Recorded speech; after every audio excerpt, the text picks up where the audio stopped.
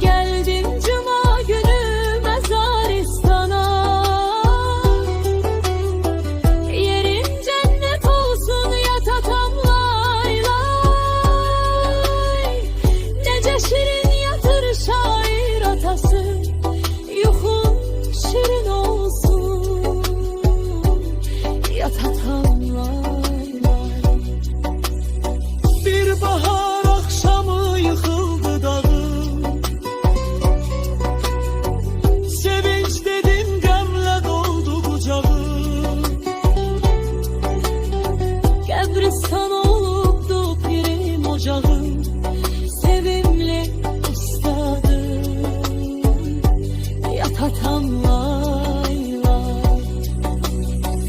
Yuvasından perik döşen o menem, xezan vurup bağı solan o menem. Bahçasında bülbül ölmüş o menem, benim gerip şahım yat atam lay lay.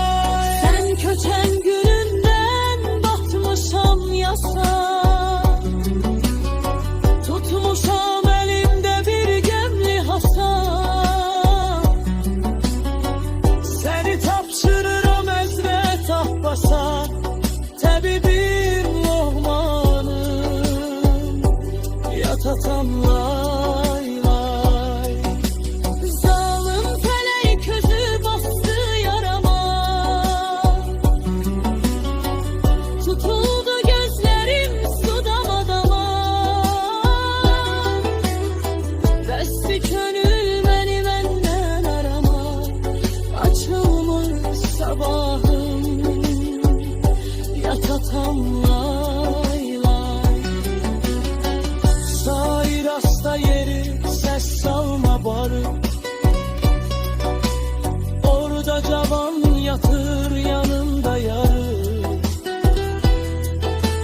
Gem üstte köklenip könlümün tarı, değişip ehvalı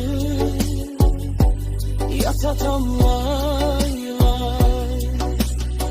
Burada hayat durup dövran dayanır, burada vaxt işlemir zaman dayanır. Baş eğip karşında Lohman dayanır, dar günde penahım yat atam lay lay.